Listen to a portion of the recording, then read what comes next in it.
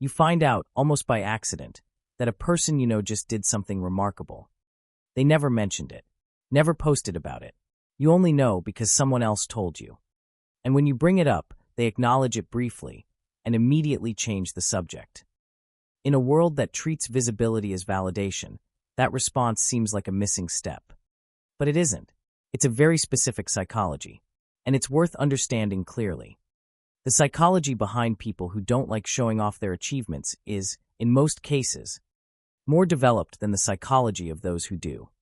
And it shows up in a specific set of traits that are worth understanding clearly. The first trait is the most foundational. These people measure themselves from the inside. They carry what psychologists call an internal locus of evaluation, a stable, self-generated standard against which they assess their own work and progress.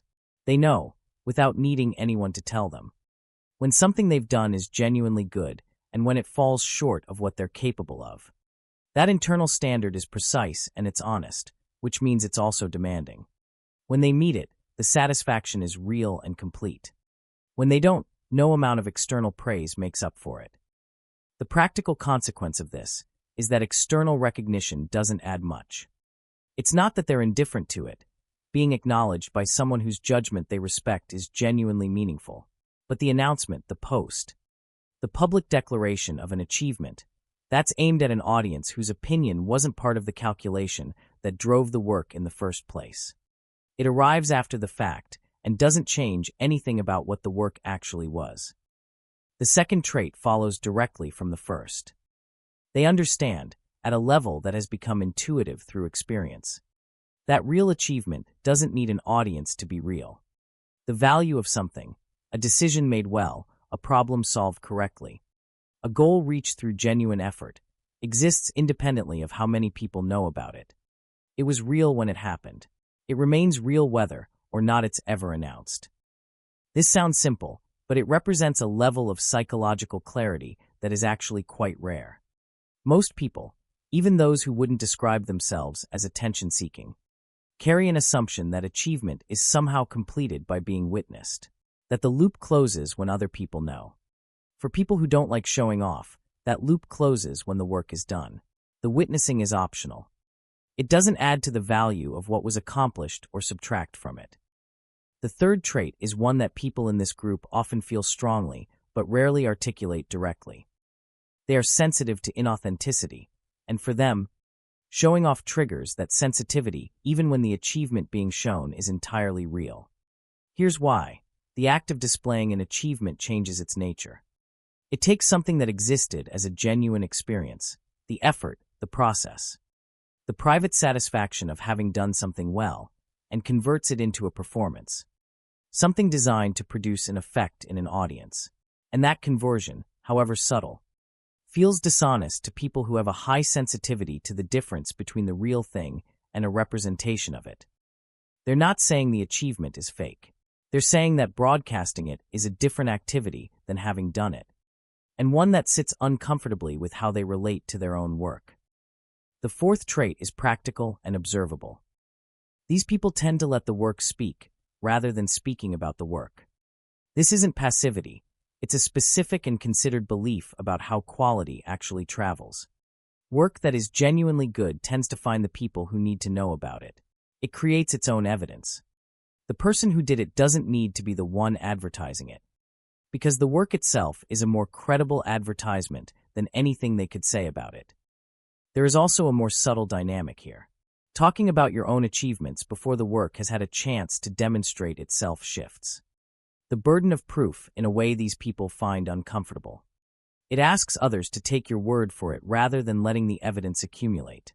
And for people who trust evidence over self-report, that inversion, announcing first, proving later, runs against something deep in how they operate.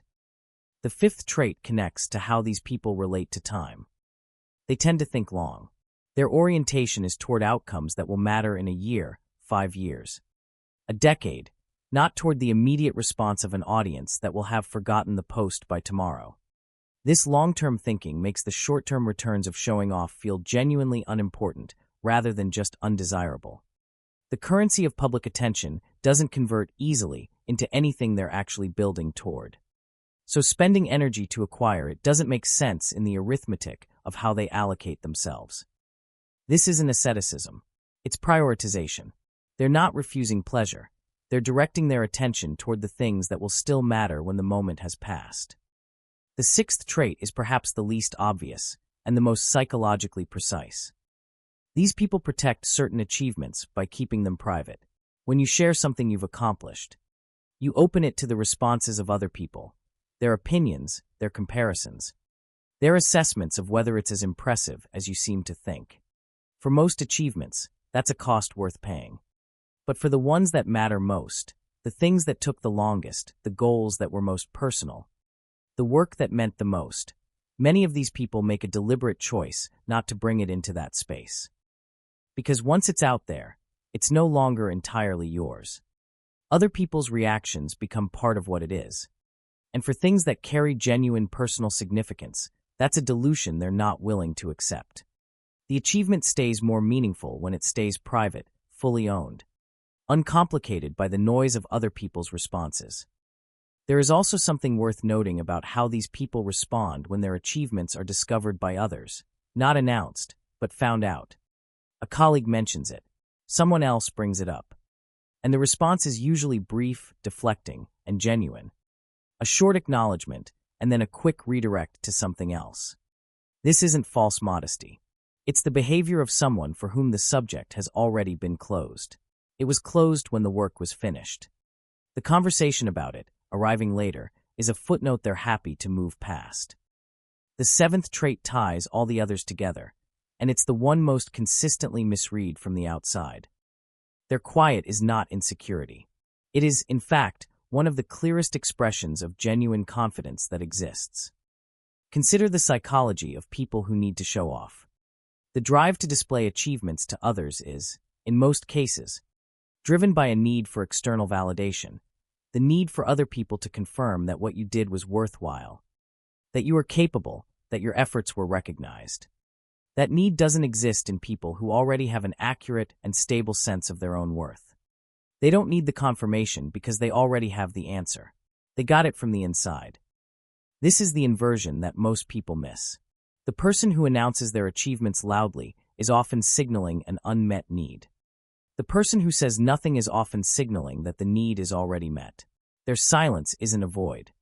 It's a kind of fullness, the fullness of someone who has already received, from themselves, the only validation that was ever going to count. The loudest people in the room aren't always the ones who have done the most.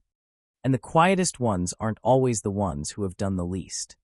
If that resonated, leave a comment. I'd like to hear your thoughts. I'll see you in the next video.